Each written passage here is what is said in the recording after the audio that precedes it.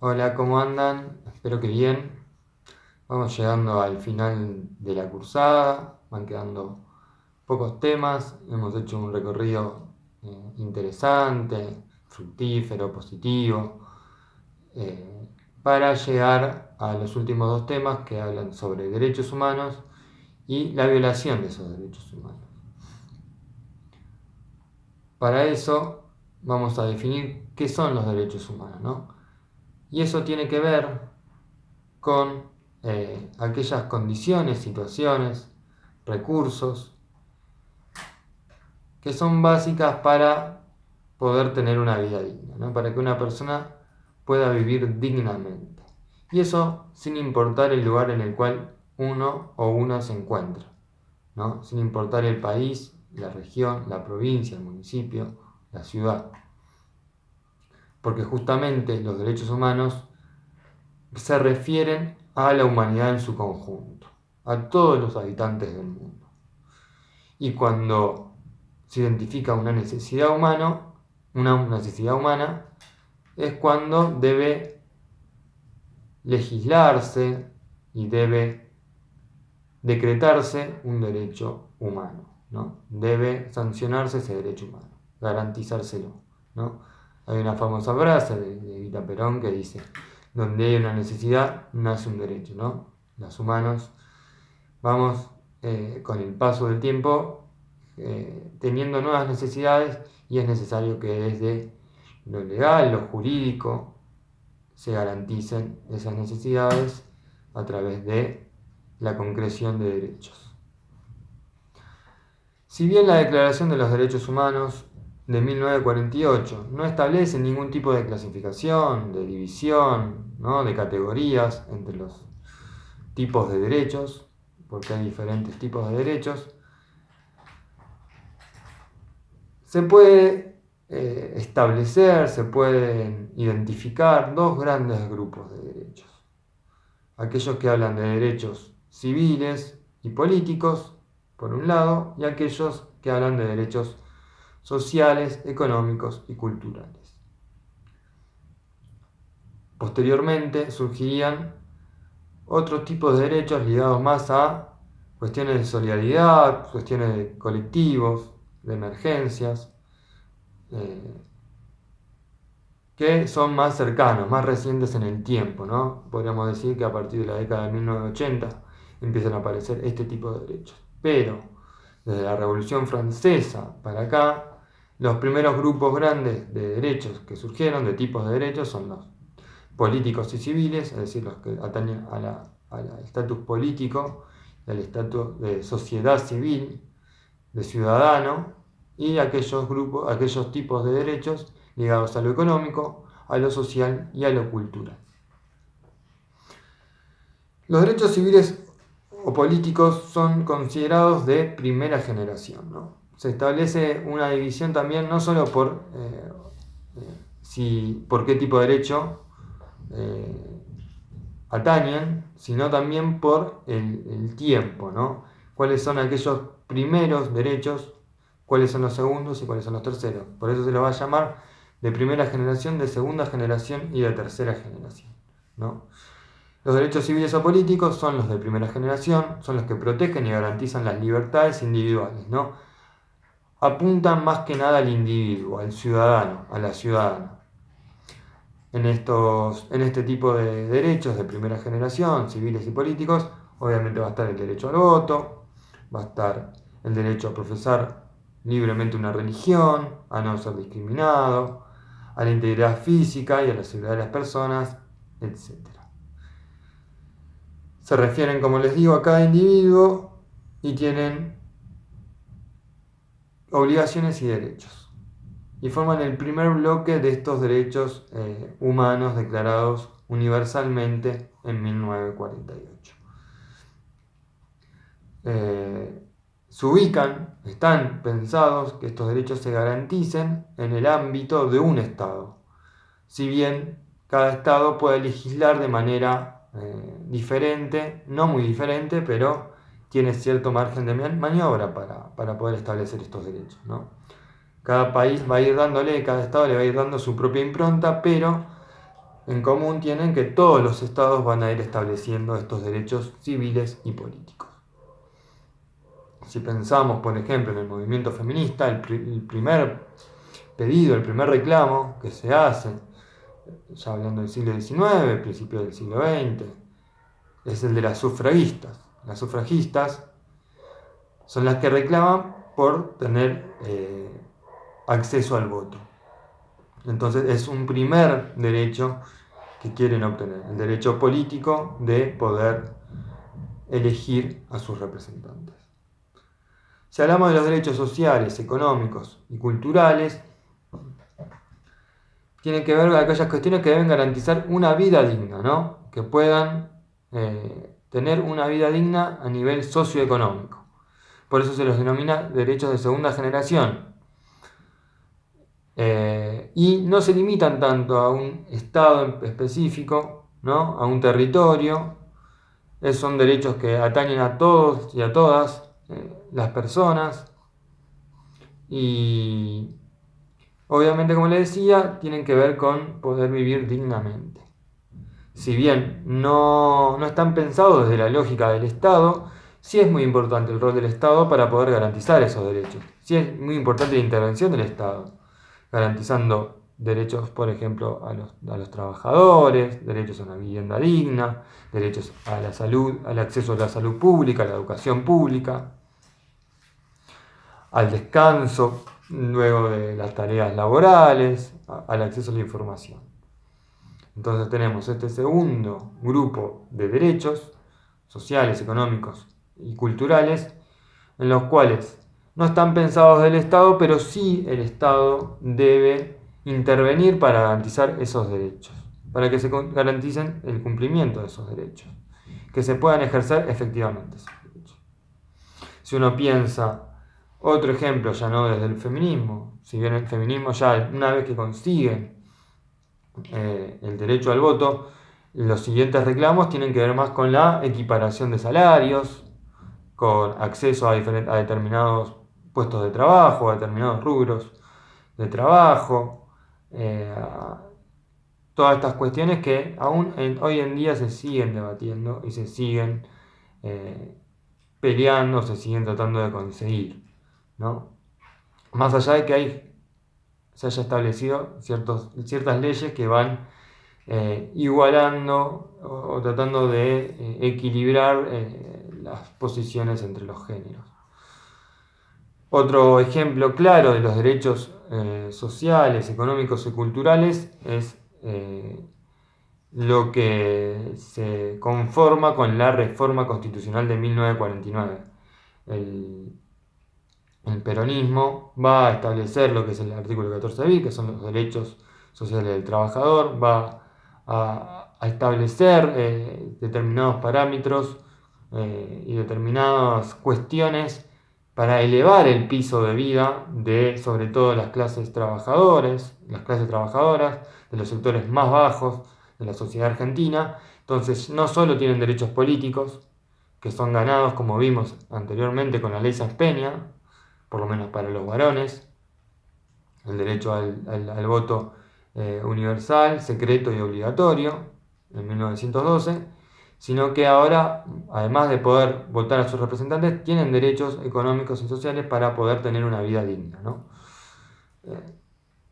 Siempre hay que verlo a través del tiempo, y así como primero son demandas políticas y civiles, luego vienen las demandas económicas, sociales y culturales. Siempre hay una relación dialéctica, una relación de ida y vuelta entre el Estado y la sociedad, ¿no? El Estado no saca de la galera, no saca por arte de magia, no nace en un repollo esos derechos que consagra, sino que todo tiene que ver con una lucha popular, una lucha social de años y años que se van gestando desde abajo, desde la sociedad, y hay un encuentro entre demandas que hace la sociedad y el Estado que las consagra, que las establece. Y por último tenemos los derechos de tercera generación, que son aquellos derechos colectivos, derechos de la solidaridad o emergentes, ¿no? Si bien empiezan a aparecer algunos de estos derechos a partir de la segunda mitad del siglo XX, a partir de los años 50 del siglo pasado, se hacen más fuertemente patentes en 1980, ¿no? A partir de la década de 1980. Muchos aún no han sido admitidos o están en proceso de ser admitidos y reconocidos. Apuntan más hacia lo colectivo, a derechos colectivos de las personas o de la sociedad, como puede ser el derecho al desarrollo sostenible, ¿no? Un desarrollo sustentable con el medio ambiente, el derecho a la paz, el derecho al medio ambiente sano, derecho a los consumidores, derecho a la protección frente a la manipulación genética, derecho ante la manipulación de datos virtuales o biométricos, ahora que estamos en un contexto de virtualidad, ¿no? Y estos tienen que ver con una necesidad de cooperar entre grupos y naciones para afrontar fundamentalmente problemas globales, es decir, que no son problemas de unas personas, de un país, de una región, sino que son problemas a nivel mundial, ¿no? Tenemos a partir de los 80 una fuerte globalización en el mundo, es decir, el mundo cada vez se interconecta más, es más dependiente, son más dependientes los países entre sí, entonces hay una mayor conexión, una mayor interdependencia, una mayor comunicación, una mayor circulación de personas, de capitales, de recursos, de bienes. Entonces empiezan a aparecer problemas que no se pueden resolver desde un país. Es como plantear resolver desde Argentina la contaminación del medio ambiente, ¿no? Eso es inviable si no se establece una alianza y una estrategia global con todos los países del mundo para evitar seguir contaminando el planeta. Pero desde un país difícilmente se puede erradicar los efectos de la contaminación ambiental. Por eso estos derechos de tercera generación son más nuevos y tienen que ver más desde lo que implicó el proceso de globalización a partir de los años 80. Entonces tenemos tres tipos de derechos que los podemos ubicar en diferentes generaciones. Primera generación, derechos civiles y políticos. Segunda generación, derechos económicos, sociales y culturales. Tercera generación, derechos colectivos, derechos de la solidaridad o emergentes, donde si uno, como estuvimos viendo y hablamos ya anteriormente, la reforma constitucional de 1994 empieza a aparecer en vez del término ciudadano, muchas veces se habla de consumidor, entonces el derecho de los consumidores. Esto también es un derecho de tercera generación, el derecho a determinados consumos y a cómo consumen estas personas, ¿no? Entonces tenemos que la reforma del 94 también va a adoptar derechos de tercera generación, así como la reforma de 1949 había adoptado derechos de segunda generación, la del 1994 va a reconocer y admitir ciertos derechos de tercera generación. ¿Cuáles son las características fundamentales de los derechos humanos? Hay 4 características que tienen los derechos humanos y que hacen a la forma en que son ejercidos y demandados.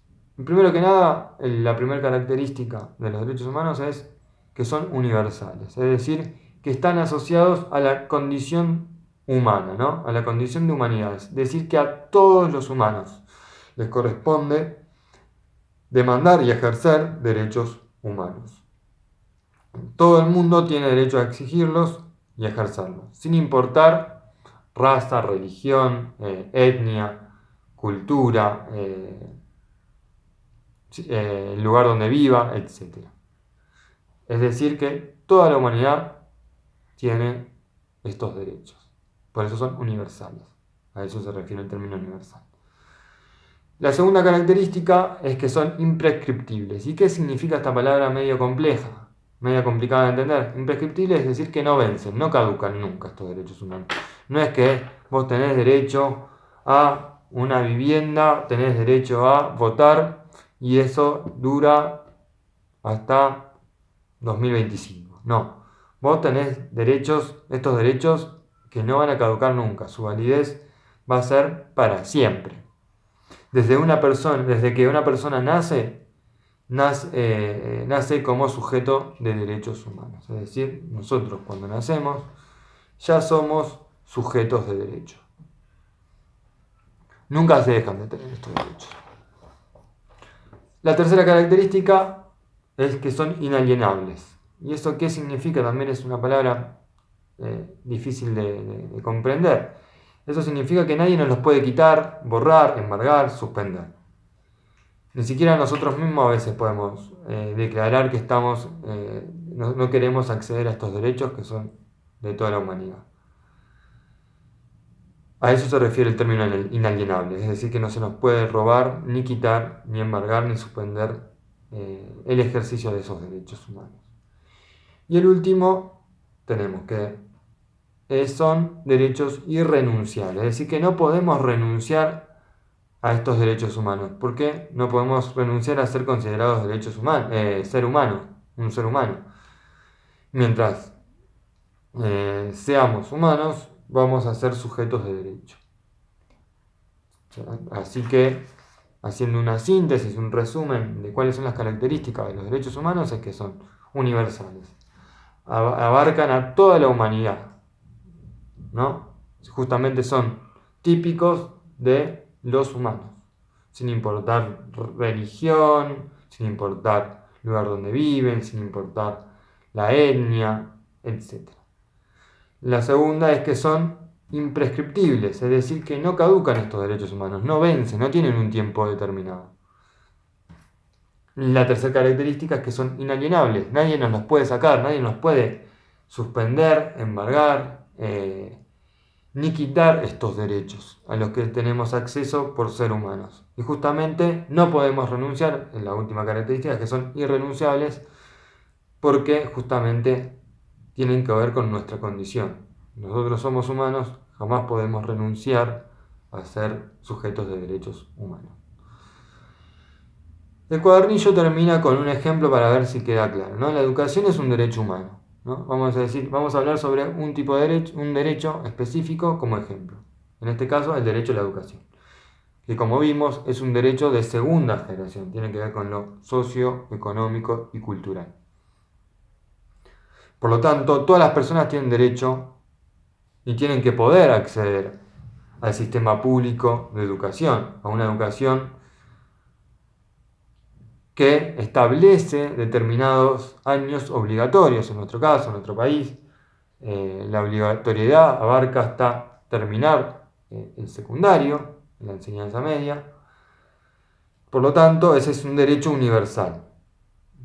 Ese derecho universal es el de acceder a la educación y poder cumplir con esos años obligatorios que establecen las diferentes leyes que hay a lo largo del mundo, ¿no? Cada país va a establecer estos años de escolaridad obligatoria según su contexto, según su territorio. Ahora bien, tenemos que ahí la educación es un derecho de segunda generación y ahí aparece este derecho como derecho universal. Es el Estado quien tiene que garantizar el ejercicio de este derecho.